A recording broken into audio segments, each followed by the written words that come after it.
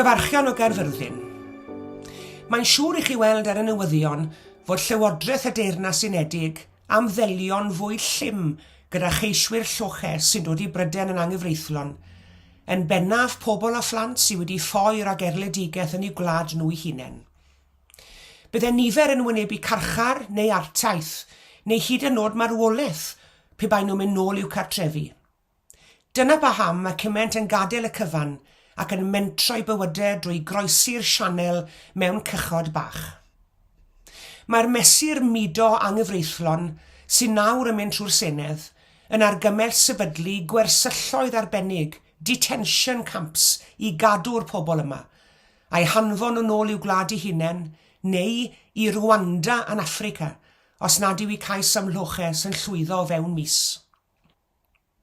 Ar gais Cyngor Undeb yr Annibynwyr Cymraeg, wy'n anfon llythyr at yr Ysgrifennydd Cartref, Suella Braverman, yn mynegu'n pryder mawr am y mesur.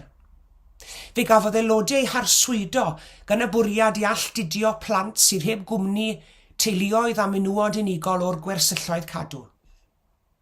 Yn ein barn ni, fel eraill, mae Llywodraeth y Deyrnas Unedig yn ymddwyn yn groes i gyfraith ryngwladol a hawliau dynol, drwy drin yr rhai sy'n ffoi rhag gwrthdaro ac erledigaeth fel troseddwyr. I ni'n annog yr Ysgrifennydd Cartref i ystyried darparu llwybrau mynediad mwy diogel a chyfreithlon i'r Deyrnas Unedig, mwyn rhoi cyfle i brosesu achosion ceiswyr lloches mewn modd trigarog a gwar. Ond fel mae nawr, bydd y mesur yn gwadu cefnogaeth i ddioddefwyr caethwasiaeth fodern a'r rhai a fasnachwyd gan droseddwyr sy'n smyglo pobl, a fydd yn siŵr o ganfod ffordd eraill i fewn i Bryden. Yn ein barn ni fydd y mesur yn atal mudo anghyfreithlon.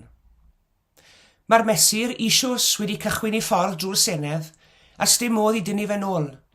Ond fel bobl o ffydd, i ni'n apelio ar Suella Braverman, sy'n fwdydd o argyhoeddiad, i dderbyn gwelliannau i'r ddeddfwriaeth. Fe allai rheini o leia leddfu'r dioddefaint y bydd y mesur hwn yn siŵr o achosi i bobl sydd mewn gofid ac anobaith yn ffoi rhag erledigaeth.